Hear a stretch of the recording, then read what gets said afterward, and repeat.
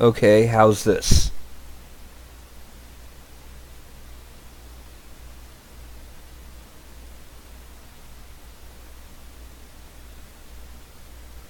Okay, so you can actually hear me now.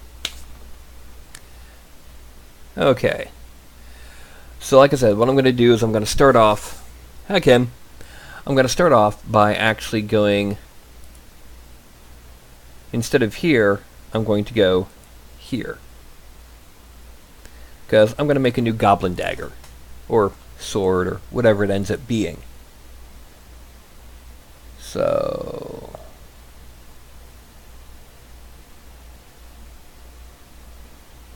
Open... Desktop...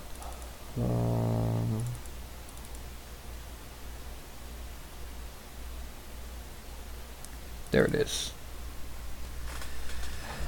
And there is my weapon base. It's going to take a second to load, and it'll load in with a default male figure. And now I'm going to import, just as an example size, the short sword that I've made. I'm going to be making goblins.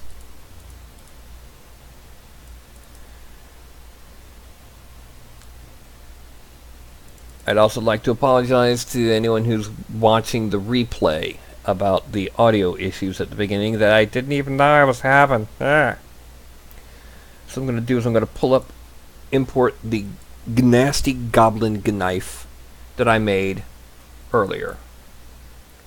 This is what I made for the goblins earlier. It's a nasty knife. However, I need to go ahead and move it off to the side. I'm going to make a new knife. And for those who've never seen how I make these props, that's part of what tonight's going to be. Well, I'm going to start it off with a very simple handle. And I need to change the defaults on this. What this does, that just changed the number of polygons involved in the handle. Specifically, it changed it to be 10 around, 2 for each cap, and 3 on the length. And this is obviously, not where I want it to be and how big I want it to be, but it helps me at least get it in the scene. And it's going to shrink it down to about there and extend it to about there. And then make it into something I can edit the actual polygons on. Now I'm going to take these center segments and expand them just a little bit. Then, selecting these two edges, the front one and the one behind it, I hit loop, chamfer, and I change the amount to 0.01. We want it really sharp, and then 2. So that this way, that one edge loop became 3. So now, when I hit, let me go ahead and hide unselected. When I hit mesh smooth, which subdivides it, it keeps those ends sharp. Now, it's not as important on this because both the front and the back will be hidden inside the pommel and the blade, well, crossguard. But on other items, it can be very important. Now, one thing to note is that I can't select the person. I have them deliberately frozen. I really should do the same with the dagger. So I'll come over here to freeze, and it says freeze selected, bing. Now, the only thing I can select is that handle, or anything else I add to it. Okay. Now, what I'm going to do is I'm going to have to make up a design because I don't have any concept sketches to work from, and I'm just going to throw something together. In this case, the pommel is probably best off just being spherical, or no, cylindrical, no spherical. It's just a chunk of steel that they rolled into a ball and stuck on the back end of the handle. And that's probably a bit too big, but I can just change the radius.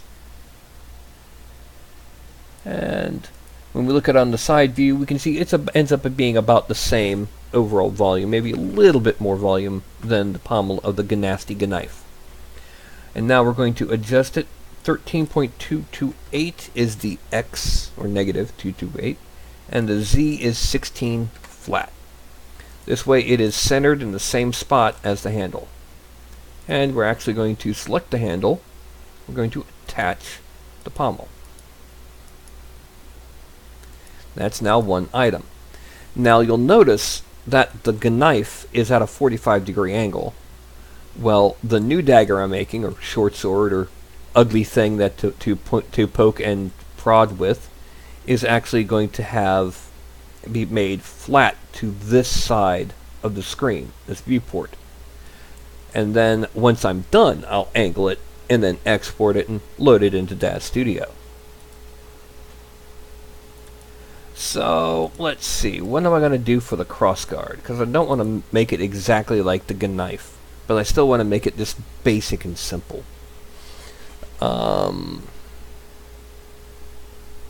How about making it a saw blade that's been sharpened?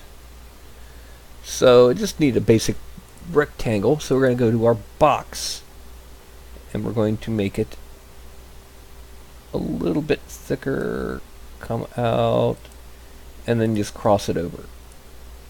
Now, one thing I'm going to do real quick, I'm going to unfreeze the knife, and I'm going to bring the center just so I can rotate it a bit, and then I'm going to rotate it 45 degrees so I can have a nice top-down view to compare with.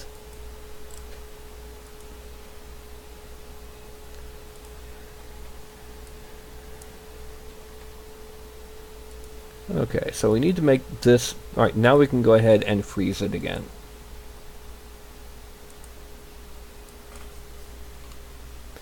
Now this, because of how I made the box to begin with,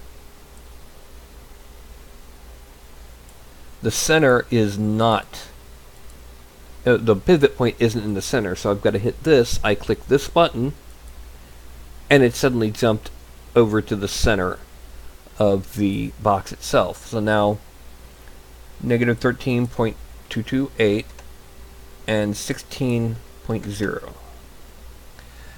Now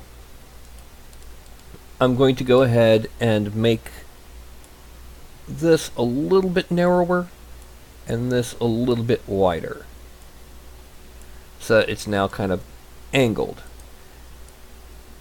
Kind of like if you stuck both halves of a pink pencil eraser onto each other.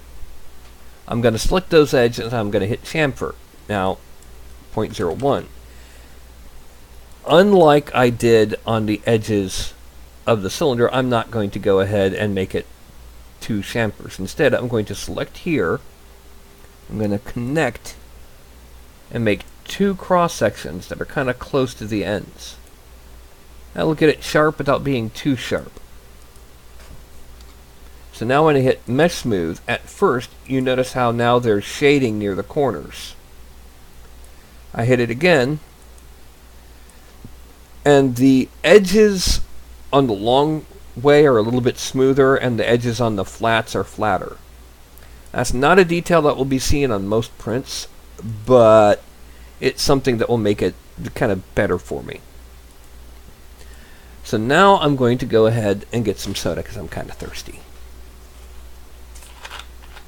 Never forget to get something to drink when you're doing this, because otherwise you'll end up sounding like this.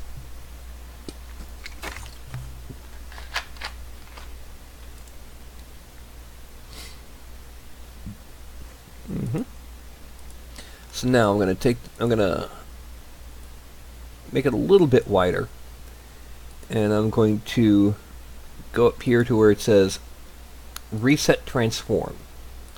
The reason I'm doing this is right now, it kept a memory that it was stretched because I stretched the entire thing. By, oof. Well, it looks like we get a special guest tonight. Everyone, say hello to Carlton.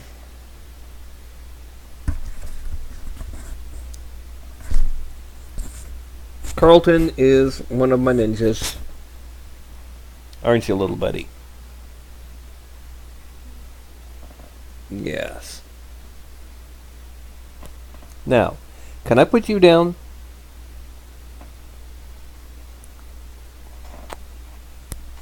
Alright, I'm going to put you down. Now, you're about to see why they call him the Velcro Kitty. Okay, Carlton. Oh. Do you mind? I'm going to put you down, little buddy. Ah. There you go. Okay, good boy.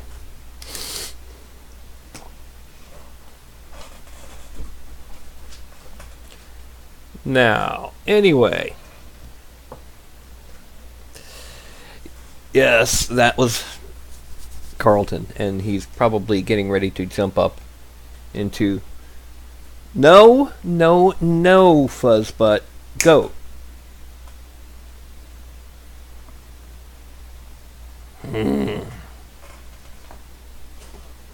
Yeah, go ahead and climb up in the bookcase. Little crazy cat.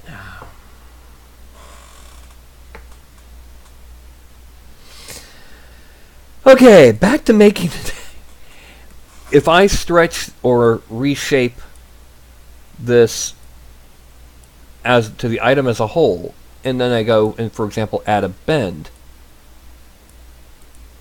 it remembers where it was bent. You'll notice that if I bend it completely, it doesn't make a circle. Instead, it looks like a squished circle. So I'm gonna edit, undo scale, undo scale. Alright, whereas now if I bend it on X, it makes a perfect curve. If I had stretched it and then reset transform, it would have made a perfect curve. But yeah, that's going to be the crossguard. I might add in a couple rivets when I actually bring it into sculpt. Now what I'm going to need is I'm going to need to make the saw blade. And that's also going to be just basically a box. But it's going to be a narrower box than the blade of the knife. And not quite that high. Alright. By narrow, I meant side to side, not blade thickness. We want it to be about the same thickness as the knife. Just because this thickness is pretty much probably among the easiest to print with both FDM and resin. Yeah, that's about right.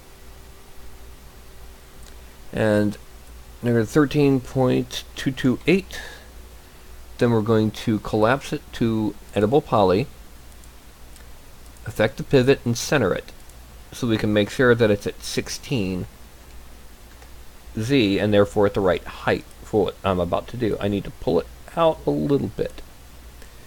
And we're going to narrow the tip a little bit. The idea is going to be that they found a really nice saw blade, and they sharpened the back side of it to use, with the saw blade side being there because they're evil. So I can go ahead and I can hide the knife. So hide selected. Now we're going to take this saw blade. The first thing we're going to do is we're actually going to select these, and we're going to add in a whole lot of cross sections. The reason being is because those cross sections are now going to be the teeth of the blade of the saw. It's going to be a little bit unrealistic with that because it's going to be only a few edges. Now we're going to extrude them out by polygon, and we're going to bring it back into about there, and we're then going to shrink them on top. Well, I hit the wrong one. I got to shrink them like that. Yeah, them on top. That's going to be the actual saw teeth. Now what I'm going to do, I'm going to select some alternating top and bring them down a bit. Then I'm going to do the opposite ones, deselect the top and bring them up a bit. That way it'll look more like an actual saw.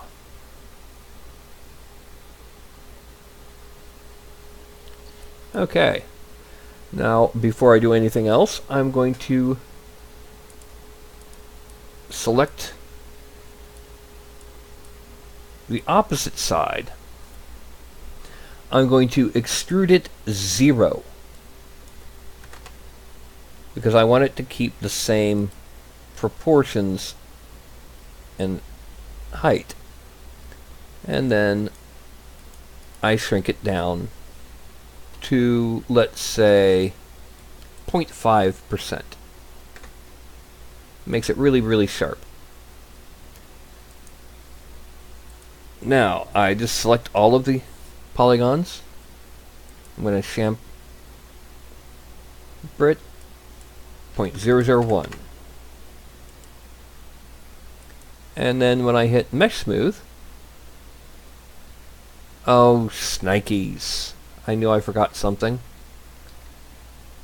Undo Add Modifier, undo chamfer, undo Select All, undo Select, undo Scale, undo Move, undo Extrude. Yeah, I forgot I had it set to extrude by polygon instead of by group. So it made a polygon in between every segment of the edge. Well, we don't want that, so we had to do it this way. Now it did it without all those extra polygons. And we're going to drop to 0.5 height. Select all the edges. And make sure we're not going too small with them. We're going to zoom in on the edge. And chamfer. Oh, come on. 0.001. Okay. Then I hit Mesh Smooth once, twice. You'll notice it now doesn't have that stair-stepping up the blade.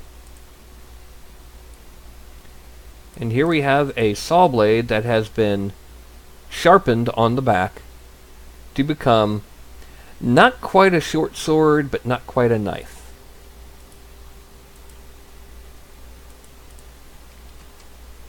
This is our blade. We're going to go ahead and attach the crossguard and the blade. And then I'm going to go ahead and select the blade. I'm going to kind of adjust its position.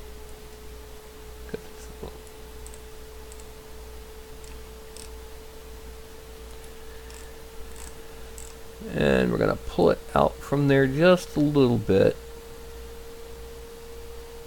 There. Now we're going to hide everything else. Hide unselected. And we are going to rotate this whole thing 45 degrees.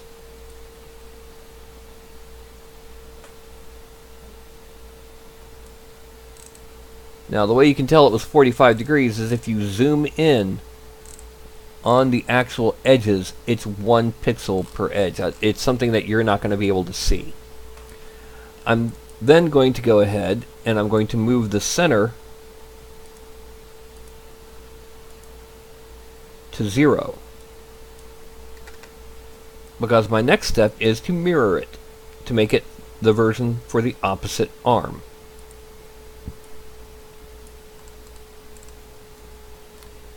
So when I click mirror, at first it copies it over. Instead, or it clones it. Then I make it just simply a copy. So now we have two. One for the left hand, one for the right. There's one problem. When it copies, when it mirrors like that, it's not actually creating a mirror image per se. It's inverting. It's negative scale. So 100% scale, 50% scale, negative 100% scale. So when I hit reset transform, it suddenly shows that, yeah, it's actually inside out. So then I have to go ahead and flip the normals. Normals are the direction that light bounces off the subject. And now that I've done that, it's all good. We've got both saws. I'm going to export this one as, let's call it just gob saw right, or gob saw our hand. Export. And this one would be gob saw left hand.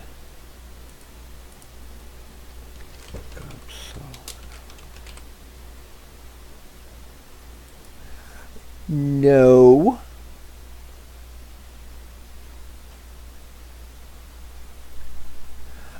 Oh, okay. I'll be right back. I kind of gotta let Carlton go to the little kitty's room.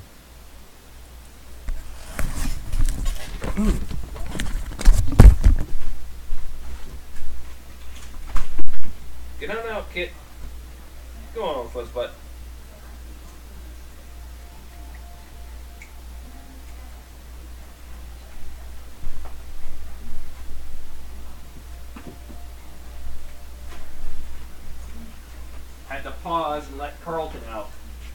I had to pause and let Carlton out. I'm going back to the broadcast.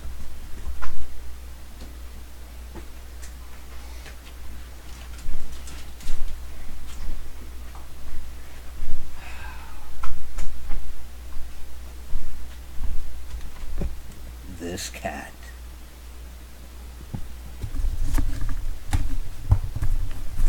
I swear this cat is crazy. Yes, indeed. Okay, sorry about that. As you can see, he did not, in fact, leave. He's right there. He's a cat. Sometimes he wants out, sometimes he wants to stay in. Okay, so anyway, I have just exported both of these. So I can go ahead and switch from 3D Studio Max to Studio. So what we're going to do, this is the default mail. I'm going to load in two other items. Let's say the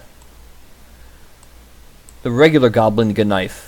One in the left hand, one in the right. Okay, we got them there, right? So now we're going to select both of them and delete them. What we wanted is when they loaded in, they pose the hands. That's one thing Daz Studio does, and so I'm going to show you how it does that. So now I'm going to go ahead and import. That'll be props. Gob saw left hand and gob saw right hand.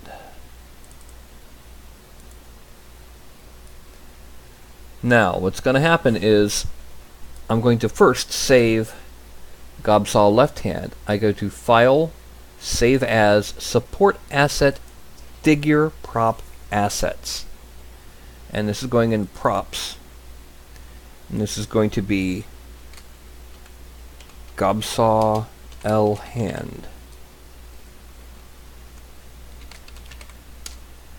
It'll then pop up a save dialog where it asks me, vendor name, product name, etc., etc. Well, I'm saving everything to the miniatures directory with a capital, or with an exclamation point in front of miniatures, and I just click accept. Next, I go ahead. Oh wait, I've got to put that, parent it to the left hand.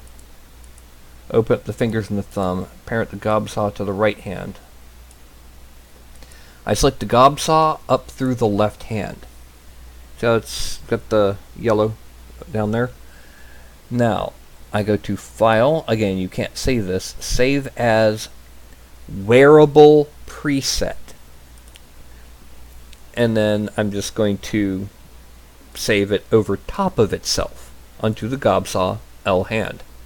The reason for this is when you save it as a prop, it creates data files. When you save it as a wearable, it does not. So you got to save it as a prop first, then as a wearable. It said you already exist, you want to copy over? Now it'll start off with a list of the props that are attached, which in this case is gob saw right hand, gob saw left hand. I'm going to uncheck the right hand because I don't want to save this. I go to pose, and it has a tab for pose and has a checkbox include pose settings and preset. I click that and then uncheck all. Expand all. Now at the neck I close it. At the right collar I close it. Now down here, left hand, I click on it. Accept. Now let's say I take the fingers and completely open them back up. I said the fingers and completely open them back up. If I go back in and gob saw left hand, it just reposed those fingers to fit around the saw the way they were before. And now we're going to do all that with the right hand gob saw. We're going to delete this one because he's not going to use the goblin ID I have is only going to have a weapon in this right hand. So we click on the gob saw right hand, File, Save As, Support Asset, Figure and Prop Assets. Gob saw R hand. Product name, capital, exclamation point, miniatures. And accept.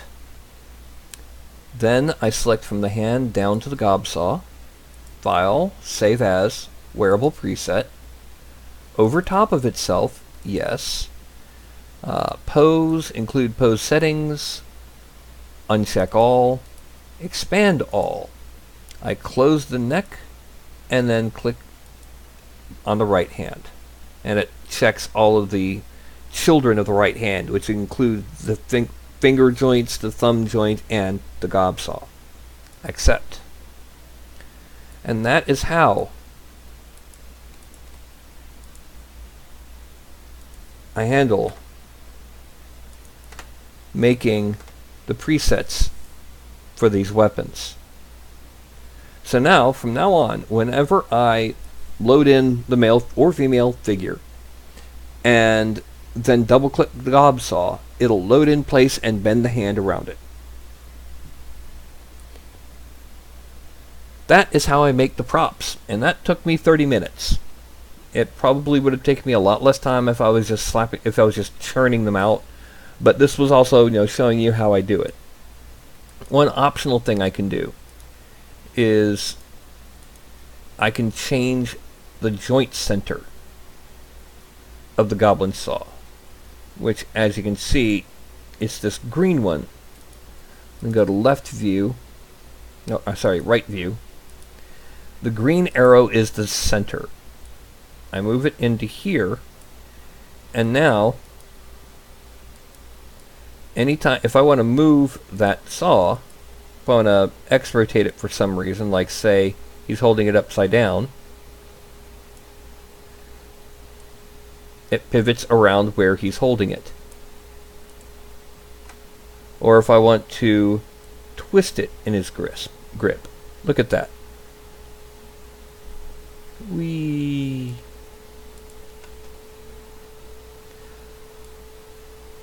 And because it is parented over here on the right, if I say bend the forearm, it's attached to his hand, so it follows where his hand goes. Although here I think that would probably be painful. Yeah, so let's not do that. That is how we make the props. Now, the next thing that we're going to do is we're going to go ahead and make him into a goblin.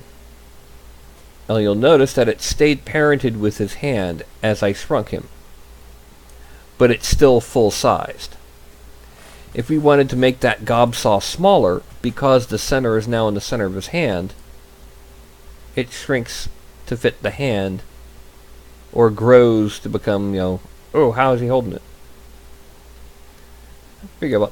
Let's go ahead and leave it at 100%, because it is a goblin.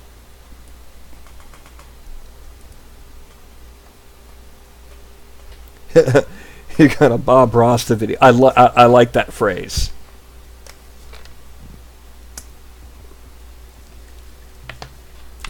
I should note that I only have one monitor. Wouldn't mind having two and have, say, the chat over here, but oh well. The other problem is that I do have a tendency when I'm doing this to get totally caught up. All right, now. What we're going to do is we're going to make an angry goblin. So we're going to start off, I click on his eyebrow, and I'm going to Z-rotate it to make it angry, and then X-rotate it to lower it. And then I'm going up here to this little arrow. You may or may not be able to see there. Can you see the arrow? No, you can't, because of my... Let me move my camera. I'm going to move myself down here just for right now. And this right here, when you click on it, it opens up some displays, and one of them, what I currently have open that you can't see, is has symmetry. Another way of doing symmetry is Shift Y. Now, it's going to do right. I got to change it from left to right to left, but it's going to copy everything that I currently have selected, which in this case is just the brow, from the right to the left. So you saw it suddenly jumped that left brow down. Now, I can either make him grumpy, which kind of looks kind of funny like that, or I can make him screaming, and it doesn't. It looks more like he's shocked than angry. So I think we're going to go with a grumpy goblin, right about there. Yeah. And then fill him into the screen. Now, the next thing is he going to wear anything? What should I put on him? He's just going to be a basic goblin. So I'm thinking he's probably just going to have like a tunic and some cheap boots, and what other stuff he could steal or scrounge. So we're going to people, miniatures based geo, clothing. We're going to put the tunic skirt on him, and we're going to put the breastplate on him, not because he's wearing a breastplate, but because he's going to be wearing a kind of a baggy tunic, and that's a bit easier to smooth out than the bare chest. Okay, now we're going to hide the saw, tunic skirt, and breastplate, and make his pose. Okay, actually no, we're going to leave the saw because of the idea I just had for his pose. He's going to be sitting there, just kind of standing and staring off to one side, holding onto his blade. Yeah, just like So, what we're going to do is we're going to remember my cardinal rules of posing. By the way, rules can be broken if you know why you're breaking them. In this case, I'm not breaking them. I'm going to bend it backwards a bit, and let's see. I'm going to stand and take a similar pose and just to get a feel for how my body is positioned. It's a great way when you're working on a pose. How does it feel? That'll help you realize how to tilt and bend and twist different joints. So let's see. Okay, so he'll be cocked onto his right arm, right leg, which means his hip will be tilted towards the left leg. So we're going to side in a negative. Okay. Now we're going to start with the right leg, because that's the one that's going to actually be relatively up and down. We're going to bend it back. And we'll deal with the foot in just a moment. I'm going to bend this forward all the way just so I can deal with the foot. And we go from a front view. So we're going to see what happens when it goes side to side, and we're going to bend the foot just a little. Hit Control D, and now that foot is on the floor, on the ground plane. Go back to perspective view, and we're going to drop this leg because that's just way too much.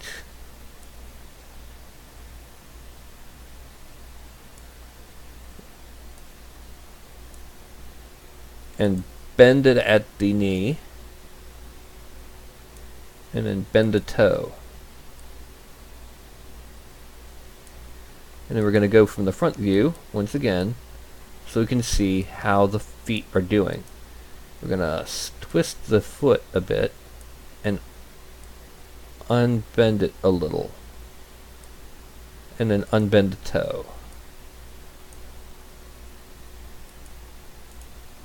This lets him have his cocked leg. Actually, what we need to do is we need to bring it forward a bit more.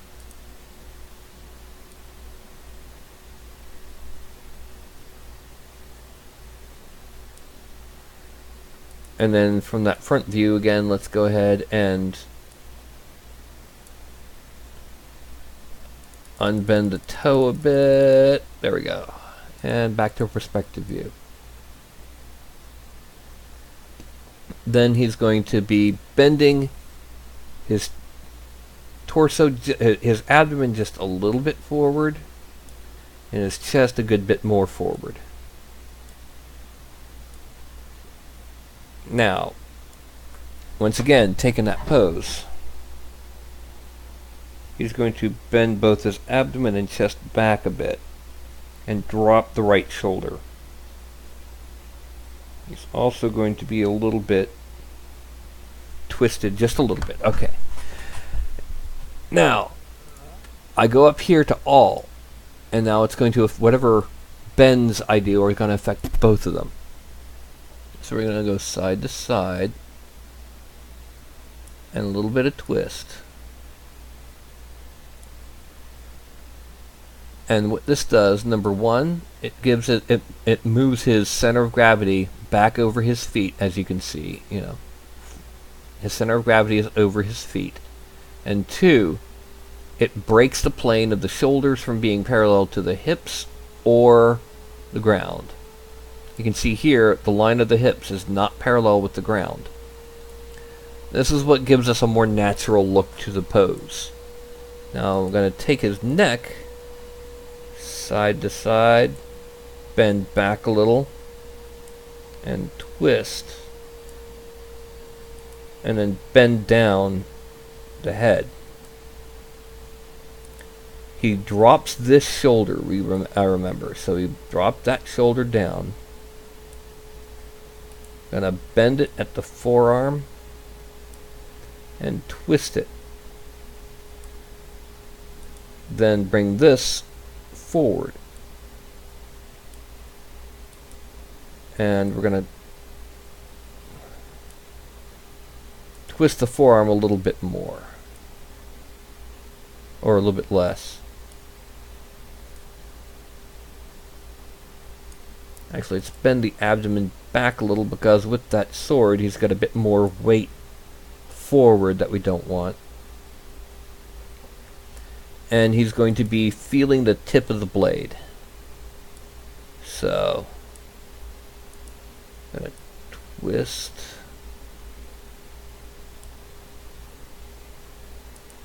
Bend the arm a bit more. And we're going to drop the arm.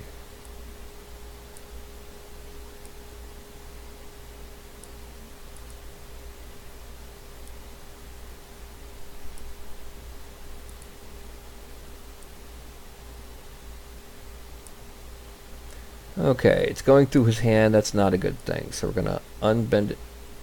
We're going to twist the shoulder just a little bit more.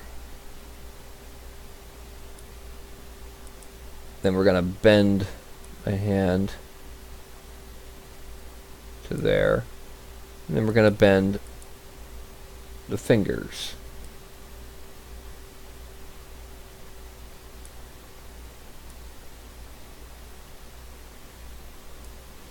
Then we're going to select the thumb 1, and we're going to actually bring it well away before we bring it back in.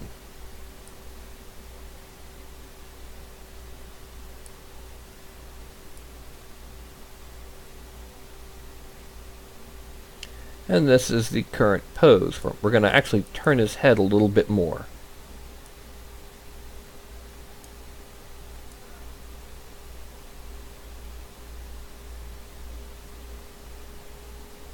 So, that is our Goblin's pose.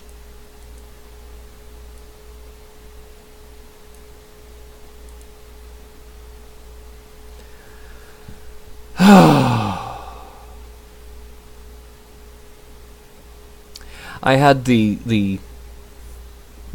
kilt and the chest piece hidden while I was working on his pose. Yes, he's got something covering the giblies. Actually, he doesn't have giblies, he's got squiddlies. He's a goblin. They're disgusting. Oh, we don't know what they got. We don't want to know what they've got. Oh, I say. Anyway, so what we're going to do is we're going to hide the saw, and we're going to take the tunic skirt. One thing you really should be doing on a regular basis, we need to upgrade the subdivision resolution. Then we're going to hide it. We're going to export this. Let's see. Broadcast. Miniatures. New. Goblin Soldier body. By the way, Soldier is spelled S-O-L-D-J-A. Goblin Soldier. Then I'm going to hide the breastplate and the figure and make the kilt visible. I'll export Goblin Soldier kilt. Accept. Then I'm going to hide that and make the gob saw visible. Now the reason why I just don't make the gob saw in this pose, or just reorient it in ZBrush, is because it's infinitely easier to orient it with the hand as I'm posing than to try to fit it in afterwards. I mean, just ask Rob Liefeld.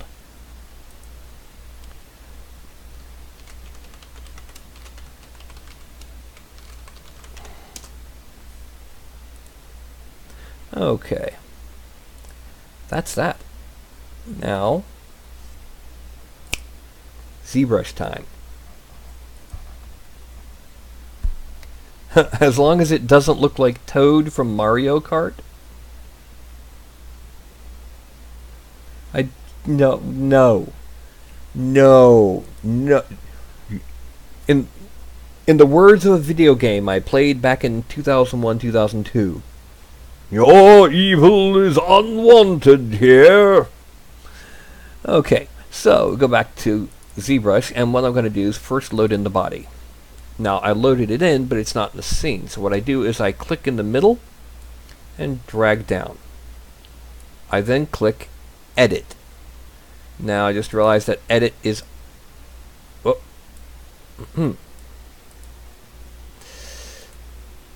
I just realized that Edit is underneath. This is Edit. You got to click this button or you can't actually edit what you're working on. So I then go ahead, I go to Subtool, Append, and put in that little star. That star is just a placeholder for the kilt. And I append yet another placeholder for the weapon. This way what I can do is I can hide them individually.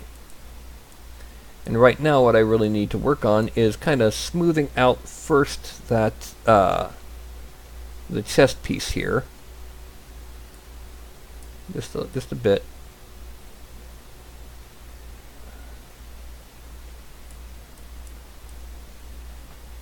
And blending it in a bit, because this is not being used to represent a breastplate, but rather just, you know, hiding some of the sharper aspects of his anatomy, like the groove underneath his pectorals. I also need to go ahead and smooth out this area here. There's an unusual tweak in the geometry at the base of the bicep that I, once again, really should have fixed. But it's too late now because I'd have to redo every single one of these character morphs if I fixed it. Now that we've done that, we're going to make the kilt visible, and we're going to use the Move tool. And make it bigger, make the brush bigger. We're going to grab in, and we're basically just going to move it in to fit better, up as close to the skin and preferably under the skin as possible. This will make it easier to then go ahead and blend it when it comes time.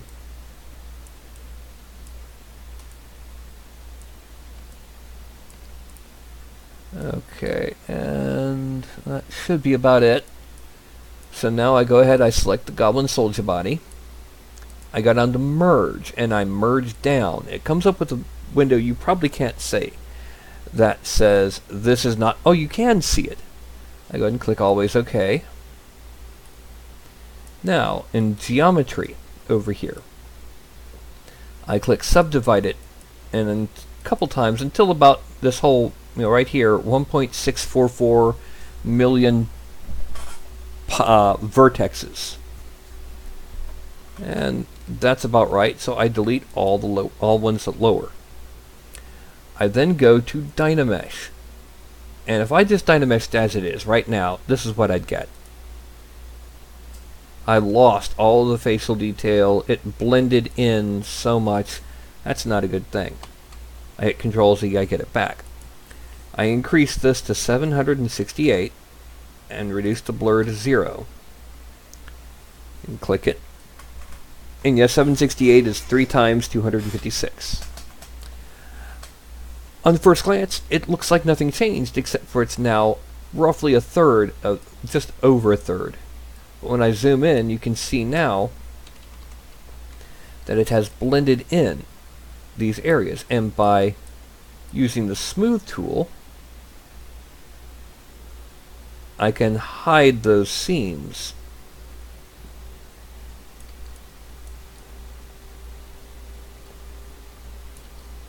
And the seams are pretty bad on the back because it looks like he's got plumber's crack. But when I do this, it gets rid of the plumber's crack. And goblins with plumber's crack, no, not good. Not good, I tell you. Not worth what. Not worth anything. Yeah. Meanwhile, I am going to go ahead and get some soda once again.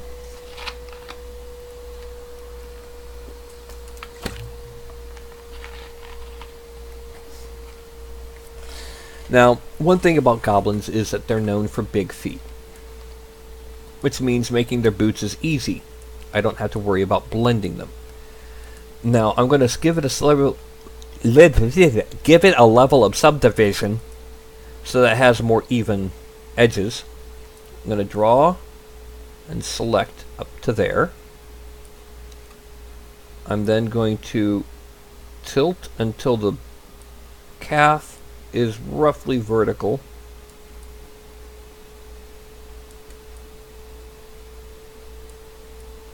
And come down just a little. Zoom out. And I'm going to do the same thing here. And what that's going to be is, that's going to be his boots.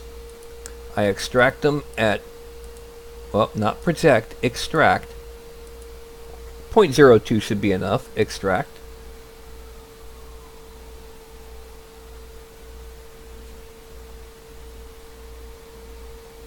Yeah, and accept. So since goblins are already known for having big feet, having this goblin soldier having bigger feet than normal isn't that much of a big deal. However, he needs a neck to his tunic and sleeves. He also needs a belt. So we're going to zoom in, and with the belt, we're also going to go ahead and kind of cheat a little. No, we're not. The belt needs to be a little bit more erratic. So, we break out the Wacom, which is currently mixed up with my accessory cord. There we go. The Wacom.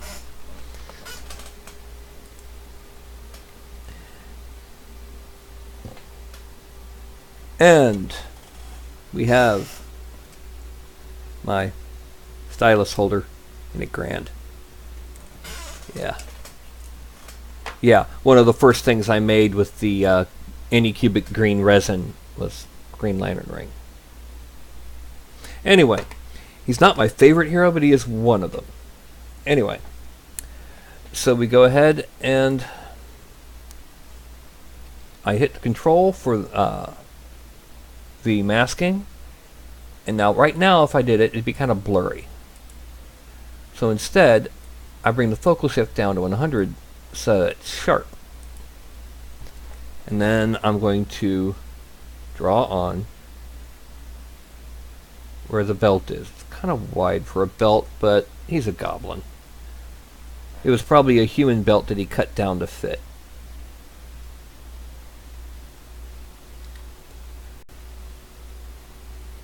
And then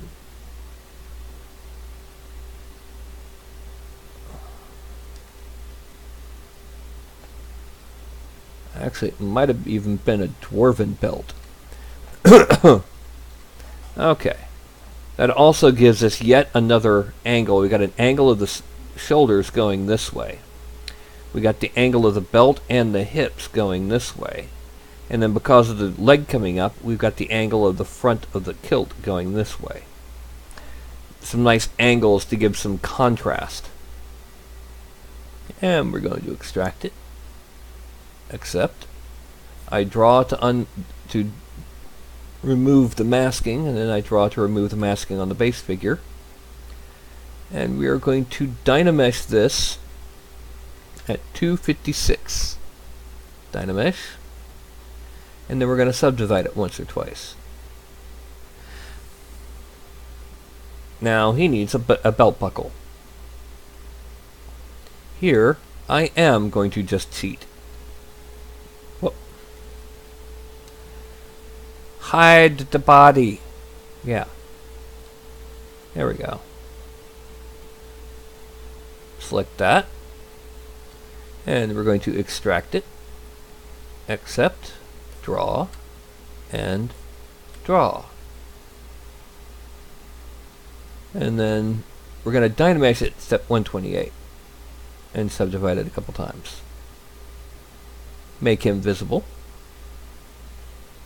Now, we had used the skull and crossbones as this particular goblin tribe symbol earlier. So we're going to go ahead, we're going to keep with that by, first of all, turning off Lazy Mouse and shrinking the effect. But what we're going to do is we're going to come in here we're gonna subdivide this until it gets a little bit more defined. Yeah, there we go. Then we're gonna shrink the mouse. We're gonna have 1, 2, 3, 4, and whoop.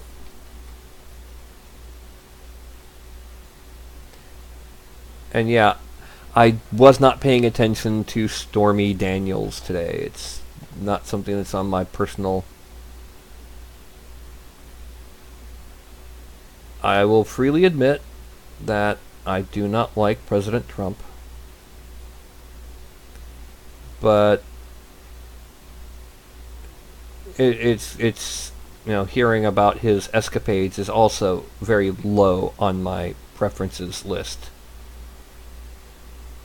I'm gonna put just little balls here.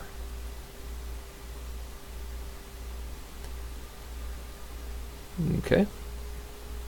Now we're going to give it one more level of subdivision because we just stretched out some serious. I mean, when you compare the size of the polygons on the base flat area to the size on these spheres, it's pretty hefty. So we're going to divide it one more time, delete lower. We're going to Dynamesh at 512. No, we're not. We're going to go back a bit. We're going to Dynamesh at 1024. There we go. And we're just going to divide it once. Gives us back to about the same polygon level, but this time the little balls have more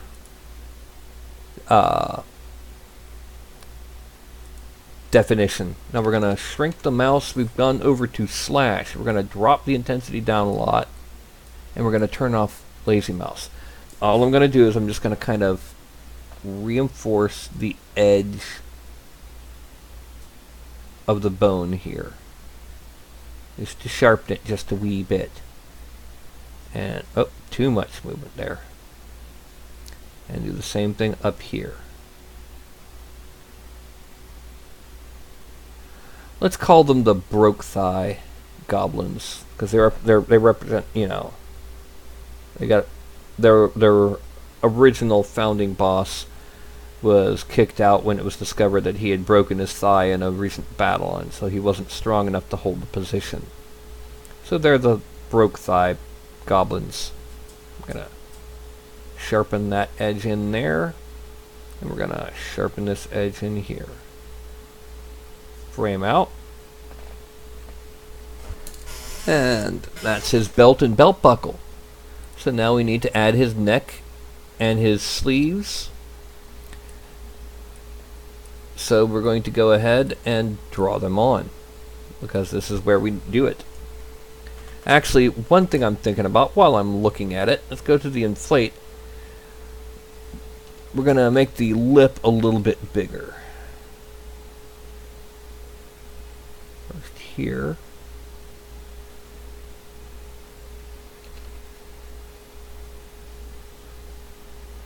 This is mostly for the people who are doing FDM. And then we're going to smooth it out underneath a bit so that it looks more like a lip and less like a sausage stuck on the middle of his face.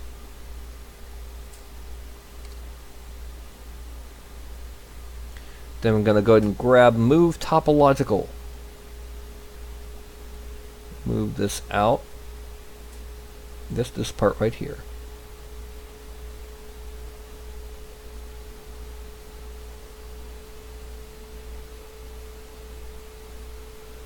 Just to kind of emphasize it just a little bit. Frame. Yeah.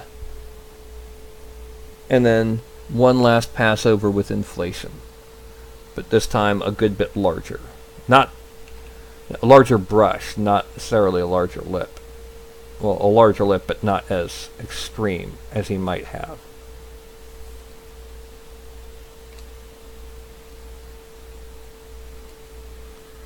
Okay, so now frame out. And shrink the mouse. Oh, no, this is about good. And we're going to draw on the neck of his tunic.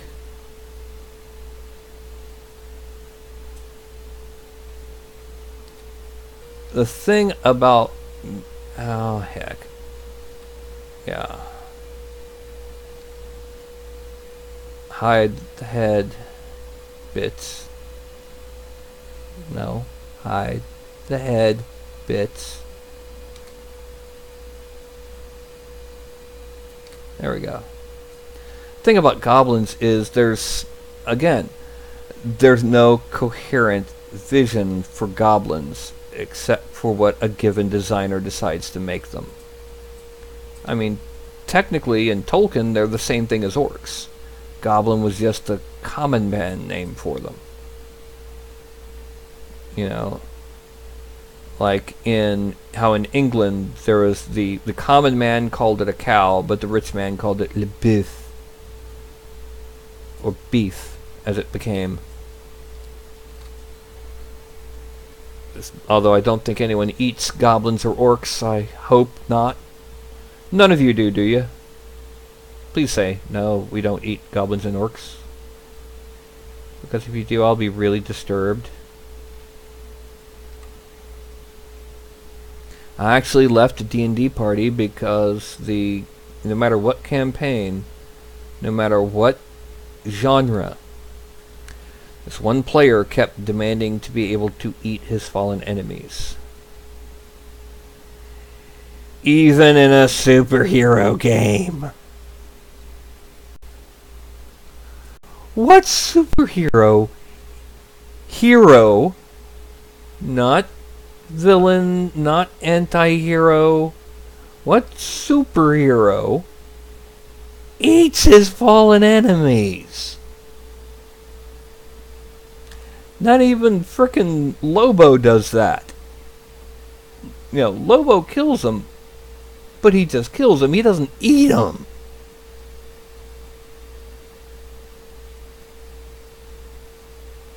He also couldn't get the murder hobo mindset out of his brain in any other game system.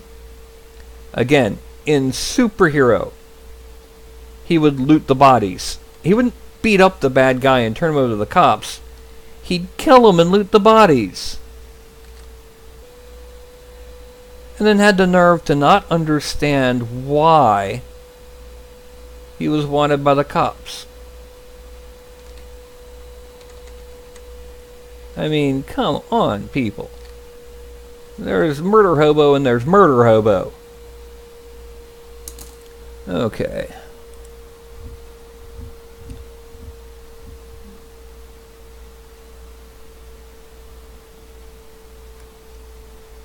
So, checking around. Now, next we do is we go down to extract. We're going to extract it.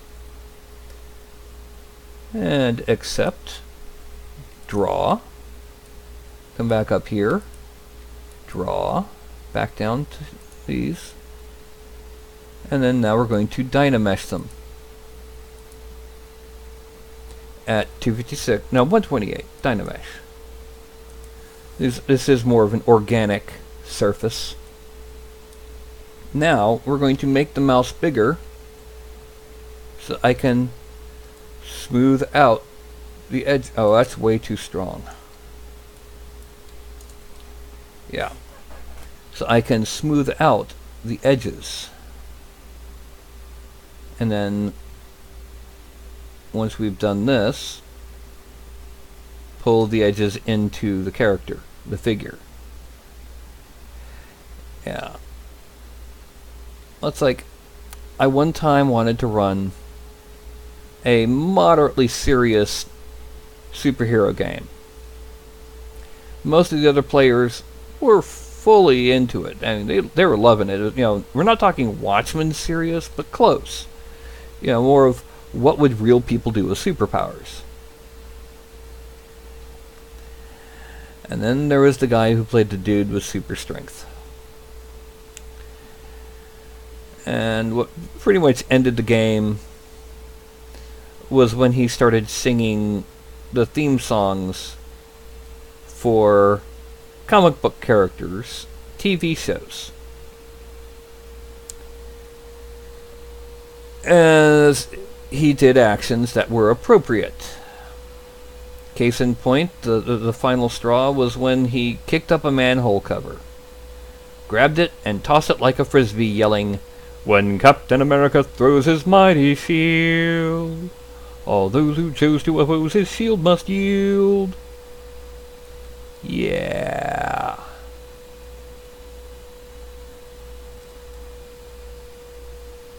Okay, now I'm going to use the move tool, a little bit bigger, to grab these edges and kind of move them in to the actual body geometry. Once again, to make it easier to blend them in.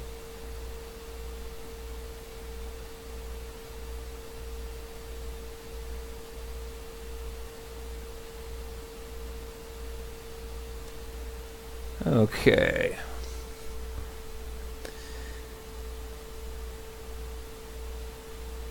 So any of y'all ever have problems with severe power gamers? You know, the kind of people who aren't so much in it to play the game and tell stories and have fun and have things happen that are just hilarious, and are just in it to win. In it to win it.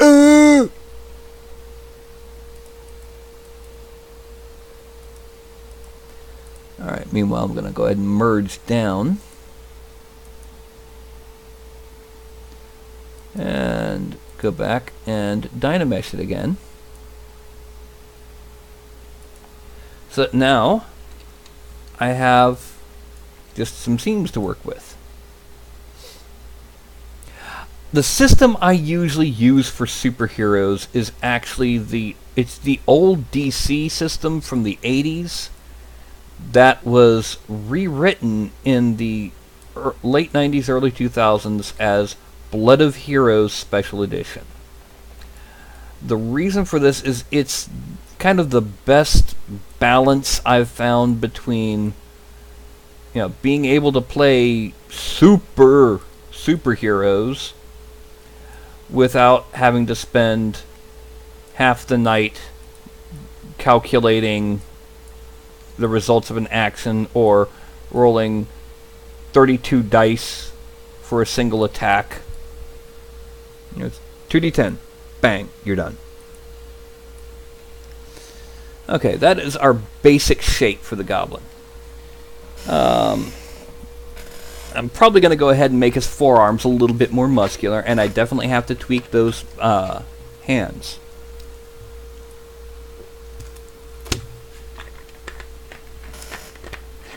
But fortunately, goblins are mostly bald. They look kind of weird with hair.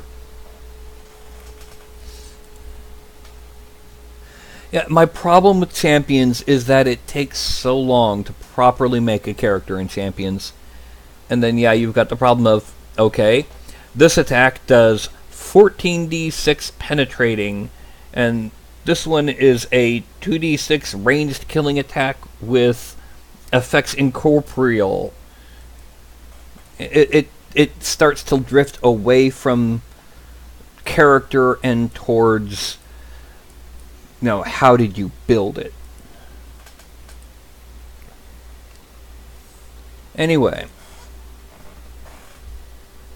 it also depends on which edition of Champions, that there can also be problems with balance, severe problems. Specifically, in 4th, 5th, and I think 6th edition of Champions, you had a problem with power called Aid.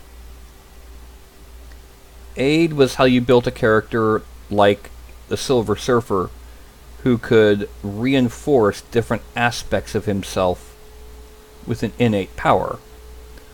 Or how you could represent, like, say, a spell that augmented somebody else's strength and speed, and you used Aid. Well, it was entirely possible to use that to completely break the system, because in those editions, the casting time went up slower than the duration when you used advantages and drawbacks on it. So you could have somebody who spends a month casting his, or 1 day a month casting his aid, and it's actually taking 1 hour per casting, and he's got it so high that he's just ungodly unstoppable. And we're talking about, you know, he's suddenly now tossing around energy bolts that can fry galaxies. Because there was also a way to make it so that it did not have a maximum.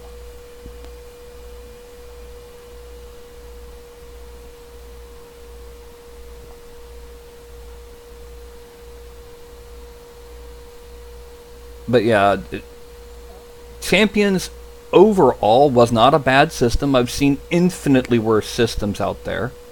And no, I've never played Fatal, but I've heard about it. But it was not it was not my favorite. It was too much accounting, both during gameplay and after.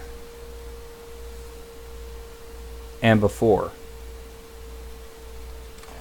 Okay, let's increase the intensity. We're working on these hands here, so we're gonna draw on the tendons and smooth out the bottoms.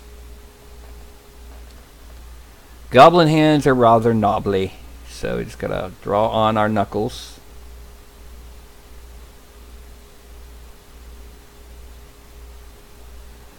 Now, I have played Champions in the past, and with a good GM, it's like anything, any game can be fun, but I was stuck with a game master who was...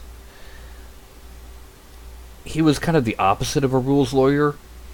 If he wanted something to happen, no matter what the dice said, it would happen. Even if we managed to survive the incoming energy blast without going unconscious, because the character he created was not strong enough to actually take us out, we'd be unconscious. Okay.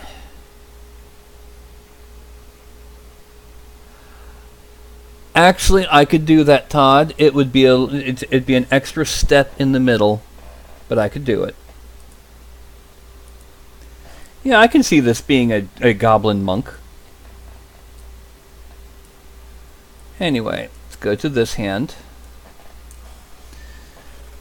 Now, I'm going to shrink the mouse down and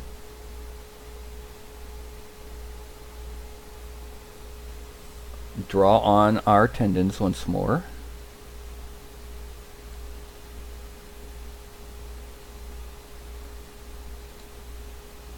And smooth this out. Then, let's see, we need a knob here and here. I do that because it's easier to see where they should be on that index finger, and then we can just place them in appropriate spots for the rest of the hand. And then smooth out the spaces between the knuckles.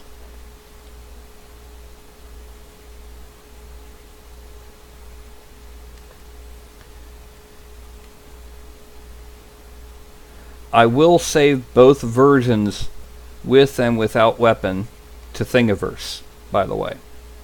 Now, because we had to do a lot more smoothing, we also have to go back in here and slash the knuckles.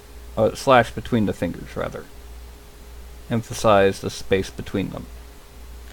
Which has nothing to do with Dave Matthews Band, but it, you know.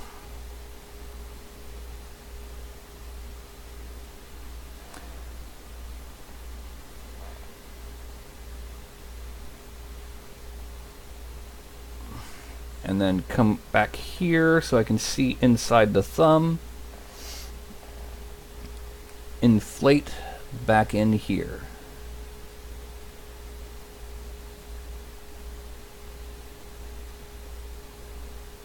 Okay.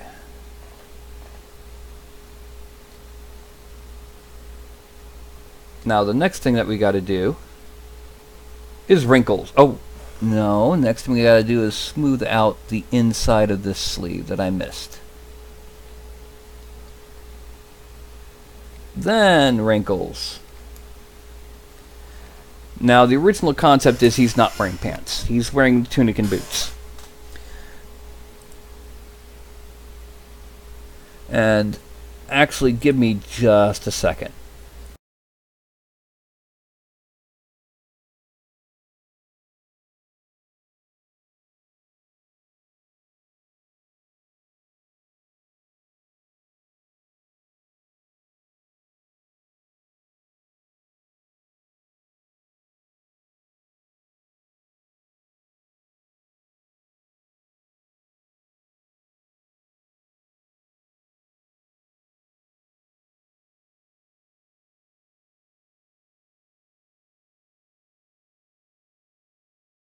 Hopefully that helps. It was starting to get really warm in here. This room doesn't have a vent for the AC.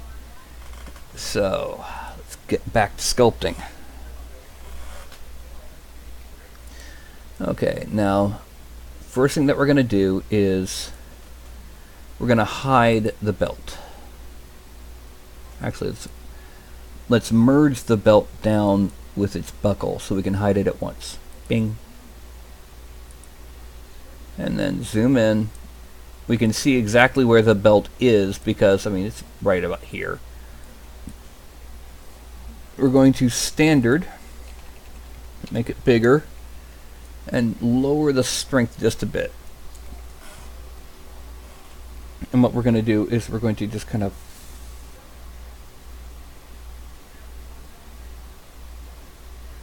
follow it down kind of like that.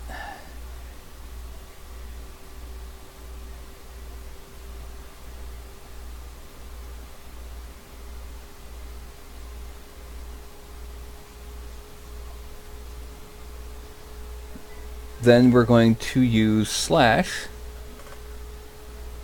First of all, we're going to add at about an 8 on the bottom third of each of these.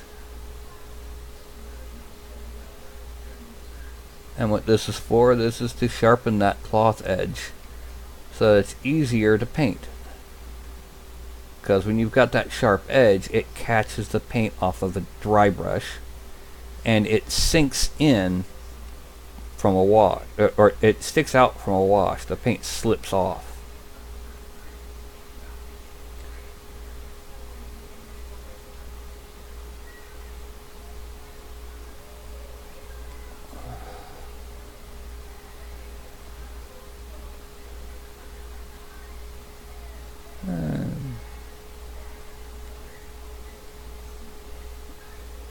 One small problem with using ZBrush is that it moves the pivot point for the document to wherever you last drew.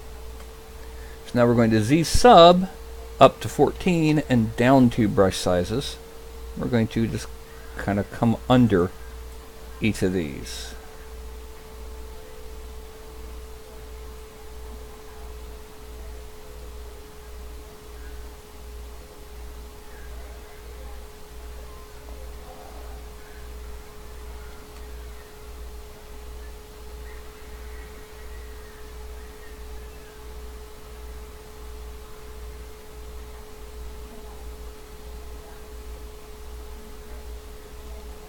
Now with these grooves, this is something else. If they're doing a wash, it accepts the paint better.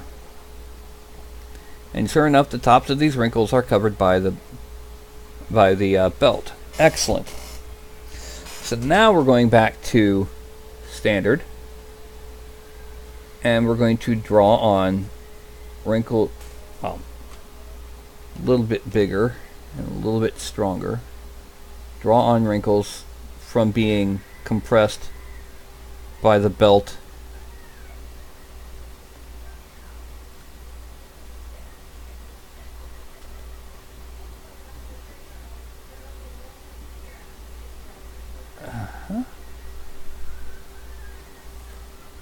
Okay, and I just saw a cat go right past me. Now we're going to move topological just because we want to move this one. Let me make this bigger. Move this one wrinkle up above the level of the belt. Excellent. Now I'm going to use slash. I'm going to make it bigger and weaker. And I'm just going to draw in, whoop, not quite so big. And not quite so focused. No, that's not going to work.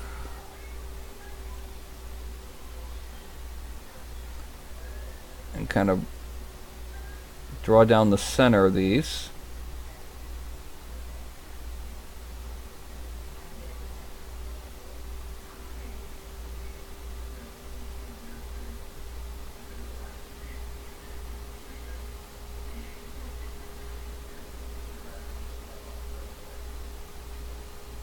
And then go to add. Now before I add, I'm going to go ahead and just kind of brush over the tops of these.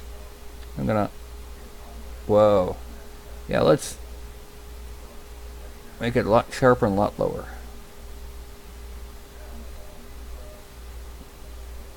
Kind of sharpen the bottom edges of these. Make it stronger. Yeah.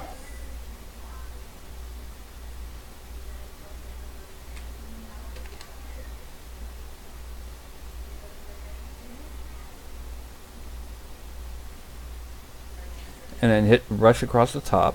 This basically makes it act more like cloth.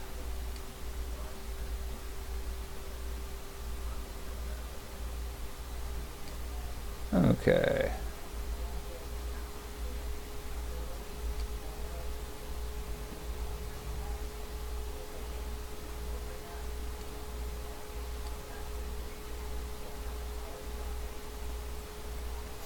There. Now we're just gonna add a couple wrinkles on from the underarms coming up, and what we're gonna do is we're gonna do this as just some sharp lines radiating out.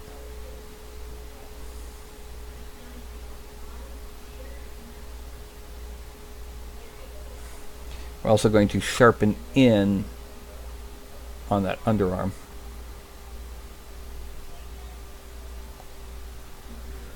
Okay. Now, and do the same thing back here.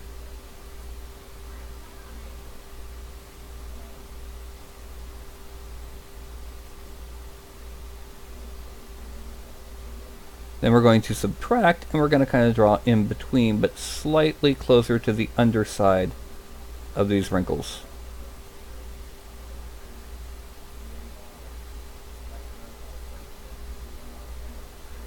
This gives us our wrinkles that we want.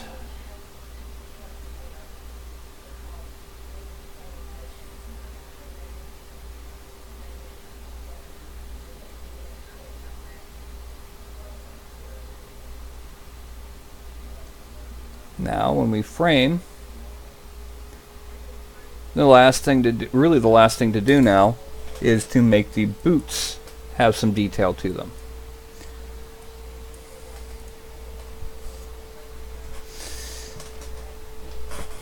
You don't have to go overboard on wrinkles. This is a nice, realistic drape without having gone overboard.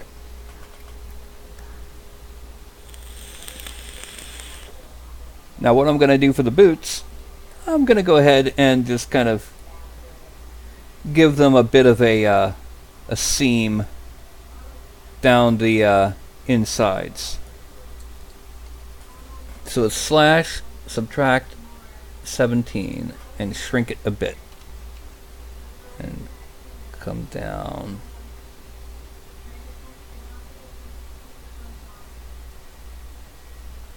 There. And come down on the inside here. Then, with a larger brush and a much lower intensity, I'm going to draw on some wrinkles from where it would bend. Which basically means the toe, well, basically means that across the toe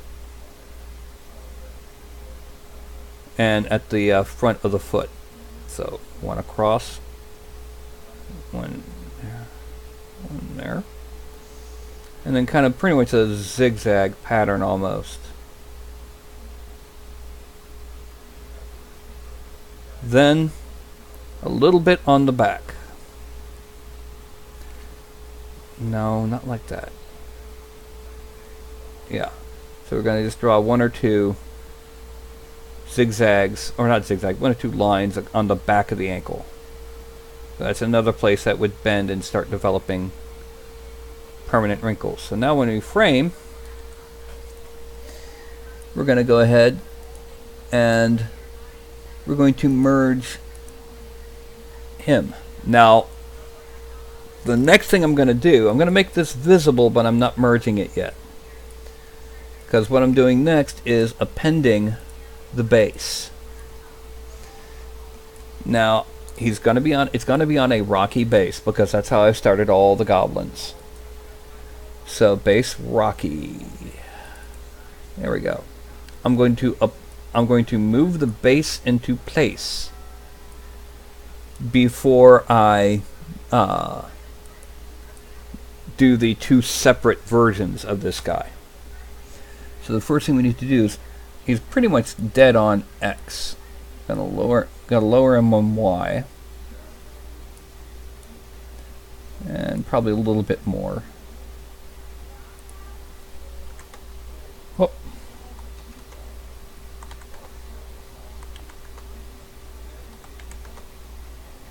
There we go. X to Y is pretty good, but he needs to be, he's a little bit forward on the base, so we need to go ahead and bring it forward just a little. There we go. And here we have what our goblin will look like. The first thing that we're going to do is we're going to go ahead and hide the sword. We're going to move the base up, and we're going to merge the goblin with the base.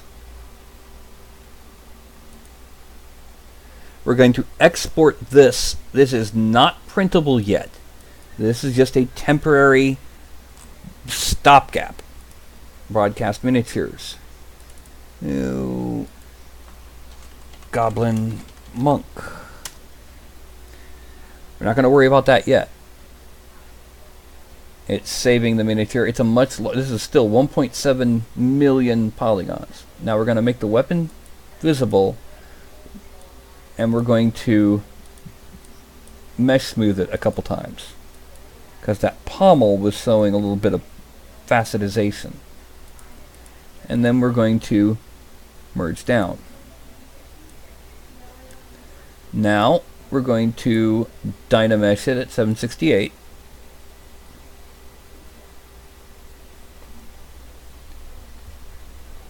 And we have 1.586 million points and 1.6 million polygons. So what we have to do is come over here down to Decimation Master, and this is going to be a 35K. Let's see how well it does.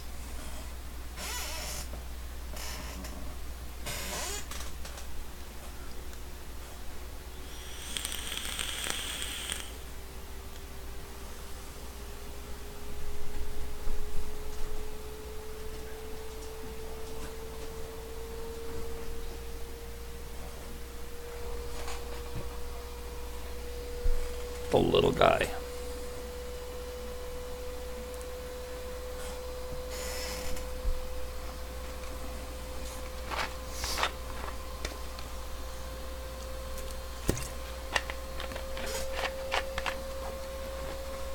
And it looks like it's going to be success with around 35,000 points and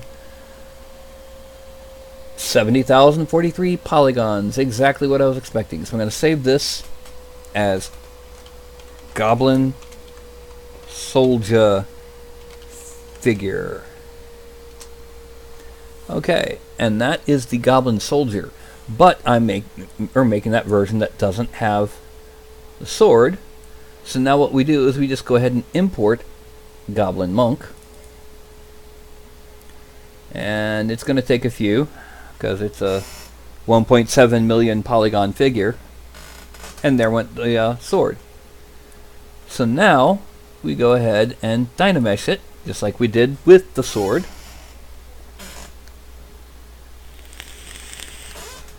And this time, he's 1.4 million triangle points and 1.5 million polygons. Let's go ahead to 35,000 polygons.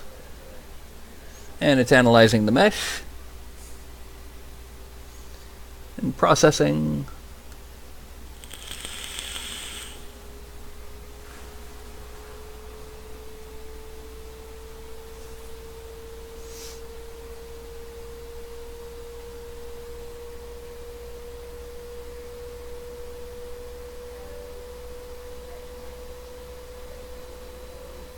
And it looks like it's going to do nicely.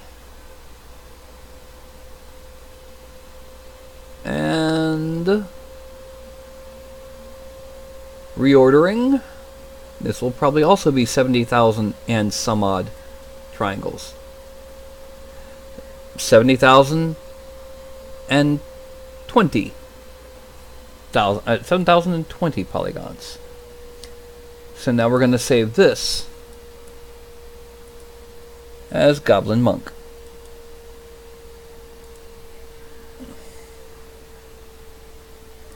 And that has been making our goblins. So now we come back to the main screen. Ooh. And I can go ahead and put this up.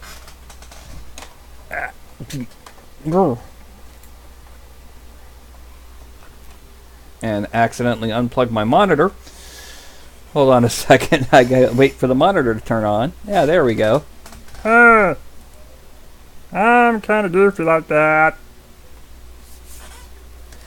That was just a basic Goblin Soldier. You saw me make his blade, pose him, well, make his blade, put him into Goblin form, pose him, export, bring it into ZBrush, add on just the tunic, the boots, the belt, detail the flow, detail the hands, and then at your request we made a version without the sword. Excuse me. And that's basically how I do things. Now, Kim, I know you have you're going to be getting the files in just a little bit. As part of putting things up, I'm going to tonight I'm going to be getting you the link to the files. In Daz Studio, you've seen how I'll just double click on something and it'll load right in. That's how I just showed you how I do that. If you need to, I can do a little bit more in-depth on how I do it by using a full screen capture. Meanwhile, something to remember is I am sponsored by Anycubic. So yes, those resin. By the way, I will also need a mailing address to like a post office box or wherever to send the resin print to.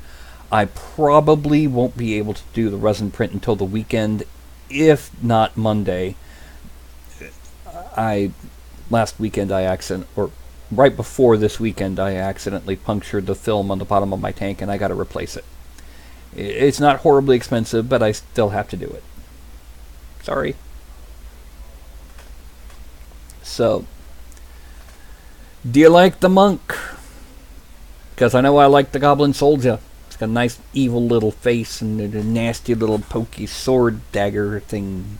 Hacky. He's got that little kind of sassy pose, like, yeah, soldier. I told you he's a soldier. That's good to hear. What printer do you have, if you don't mind my asking, Todd?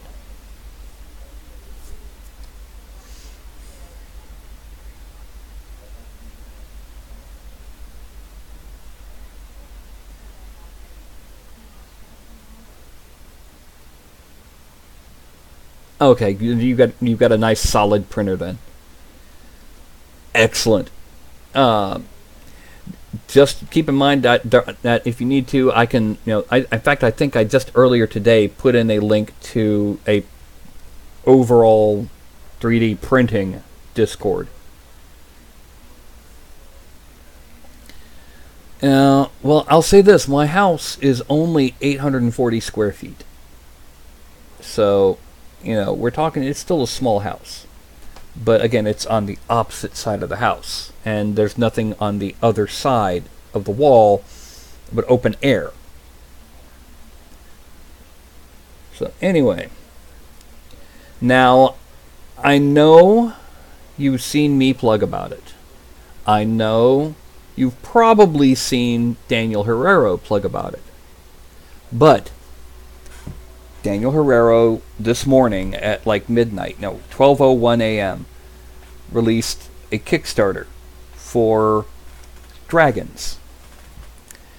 As I stand here looking at it, the original goal was $4,000. After just under 22 hours, less than a day, it's at $27,688. It is, just $4,500 away from the highest tier stretch goal he imagined. We're talking, it is phenomenally successful. Yes, I do have sculpts in that. No, the success of that Kickstarter does nothing to me. I got a flat fee for the sculpts I made. However, seeing this Kickstarter succeed fills me with joy. Because there's a lot of good talent that worked on this. There's a lot of good folks that are involved. And Daniel's one of the people that helps keep the overall 3D printing miniatures community going. So yeah. Just to let you know, there are 4 sculpts. That's all I'm going to say. And only one of them was shown in the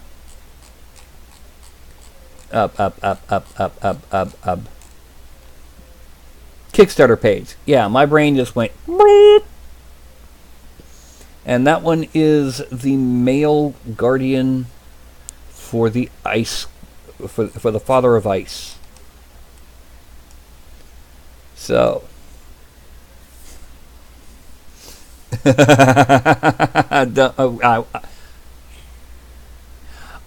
which two does he show? I think he shows the male ice and the male magma. Yeah, he's got the magma, the one with the cracked shoulders and thighs and the shorter snout, and instead of 4 sideways horns, the ridge horns.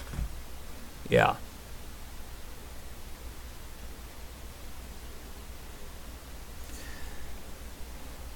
I'll be honest, I worked for about a day on average on each of these sculpts, so it's a lot longer than what I normally do on my broadcast. But, hey. Excuse me. I think I just swallowed something that I shouldn't have. I think I just inhaled something I shouldn't have.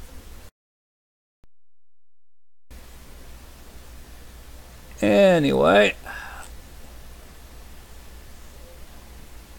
It is now 9:45 by my time. Okay, so I'm going to go ahead and I'm going to do my usual count to 5, and when I see my one finger, that finger, not the other finger, I go ahead and end the broadcast for the evening. Thursday night, I'll be doing another Goblin.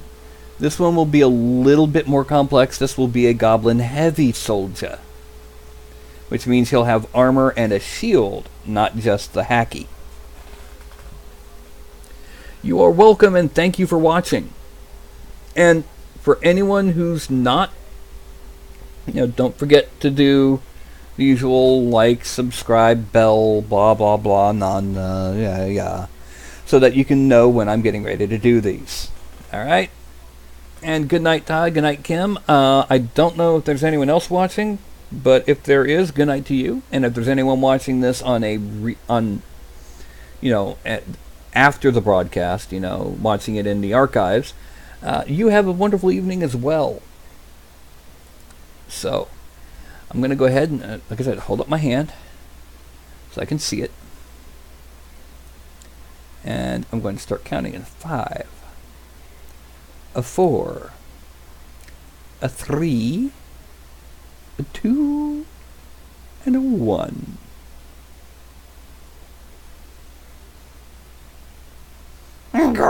Bye-bye.